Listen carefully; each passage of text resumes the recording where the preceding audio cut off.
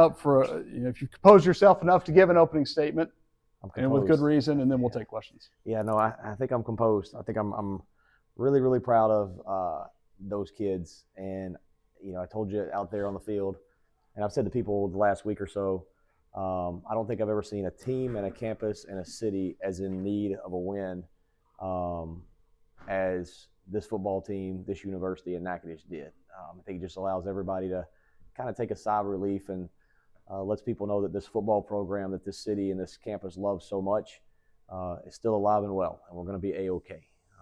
And a new day's coming. And we beat a good football team. That's a team that went 6-6 in a really good league last year. It's a team that the year before that went 7-4.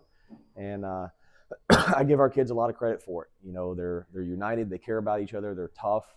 I've made the comment a lot that this team, in comparison to last year's, this team's easy to love, and they showed why tonight because they can fight and they got some grit. So I'm a joyfully angry and joyfully tired and proud football coach tonight. Mostly joyful. Yeah, that's right. What was the count? 1,022 days. Now it's 0. So I told the guys in the locker room after the game that when we woke up this morning, we had the longest losing streak in the country. Saturday night, when all the games are over with, we'll have a longer winning streak than half the teams in the country. That's pretty cool to think about. So see if we can hold on to it. And so, of course, when you guys came out, y'all came out swinging, scoring really early on, and then you have that delay. What do you tell them in that delay period to just kind of keep them up and keep that energy going back out? Honestly, I didn't say a word to them. I just told them what the schedule was, what the situation was, and I kind of knew how they were going to respond. I don't know what was happening in the other locker room down there, but I'm not sure it was probably like that.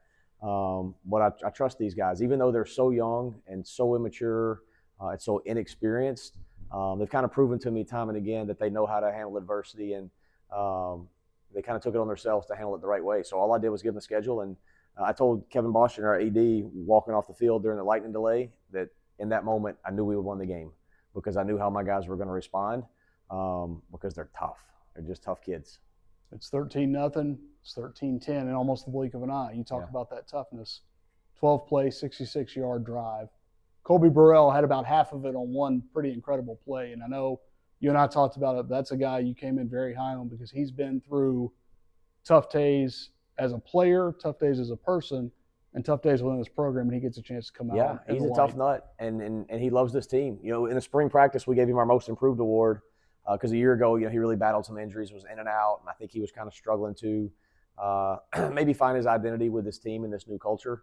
But I think he's kind of done that now, and he's a tough kid, and just like our whole team is.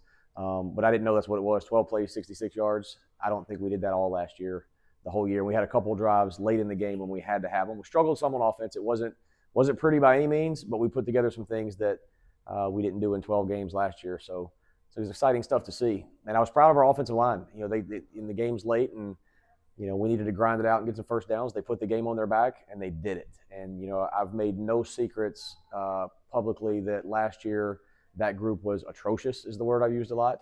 And that group has grown up, and it's a lot of the same kids. So I'm not taking shots at anybody that's not here anymore. It's a lot of the same guys. I think 3 of them were in there playing, 4 of them really playing significant reps last year. They're growing up and they're getting better. But that's why you do it, to watch kids grow and develop and get better. And I was pretty proud of that group too. Coach, talk to me about the defensive side. Alcorn in that first half had 2 pretty long drives again to the red zone, and your defensive backs just go out there and make a play and then go for those drives with interceptions in that zone. Talk to me about that mentality of bend, don't break for your defense. Yeah, well, that adage is as old as defensive football has been, don't break, and that's what they did. And I don't know what the final stats are. I haven't seen anything, but I'm sure they had more yards than us at the end of the day offensively. They put together some nice things, but these guys kept fighting. Kind of like I was talking about Colby and our offensive line. They just kept fighting and finding a way, and they didn't get down. They were just truly had the mindset of play the next play, and it worked out, and they got the stops when they needed them. And we didn't give up a defensive score, I guess, right? Just a field goal. Just the field goal late, so yeah. And so talk about those final moments as you see the clock kind of winding down, the student section's coming. Just talk a little bit about what was going through your head. A lot. I want to get the game over with. So you're thinking about the clock management and how much time's left and when can you take a knee. So there are a lot of things you go through checklist-wise. But at the same time, I saw the guys, the student body all kind of working this way. That's the only reason I kind of hate we had the lightning delay, because I wish we had a lot more of them here to be on that field. We might not have any goalposts if we did that. So lightning saved Kevin Boston some money. So anyway, but no, it was pretty exciting, and I'm just proud for the whole campus and the city, as I said. And this is what we came here to do. We came here to grow young men to be everything that God created them to be and win football games. We did that today. And it's only one. We got a long way to go because we are nowhere near where we want to be. But I think we're on our way and we're on the right track, and the best is definitely yet to come with it. Did you? And of course, calling that victory formation, what did that mean for you to be able to do that? Well, my dad was on the sideline standing next to me. He said, "How long has it been since you called that?" I think about 14 games, 12 last year, and then 13 games, and one in the playoffs at my previous stop where we got beaten, didn't do it. So 13 games without calling it. So that was kind of nice. So I'm glad I remembered what it looked like. So we'll do it again, though. I promise you that. It's not the last time you'll see it. When you think about it, 20-10 is the final. 20 points in a 20-game winning streak. Pretty poetic. That's why you're the best SID around. Come up with stuff like that. That's good, Pew. Yeah, it was pretty neat. But we got new streaks to count now, so all that's dead and gone, and we're not going to talk about losing streaks and non-conference losing streaks, and all that stuff is history. And the only streak that matters right now is one. You practiced victory celebration during this week. How close were you to executing what you practiced? Well, they lived up to the hype. They knew what to do. They knew the expectation, and they performed. And I tell you who knew how to celebrate in that locker room was our president. Our president was in there getting after it with those guys, and he knows how to have a good time. So I was happy for him too, and very appreciative of Kevin, our AD, giving myself and the president the game ball for both of our first wins here at Northwestern State. So that's pretty cool. And I'll definitely cherish that, and I know that the president will too.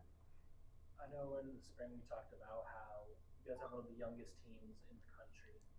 What do you think it just means for especially that freshman class, who a lot of them played a big role last year and are playing a big role this year? What do you think it means to that class and everyone here just to get that win? That's why they came here.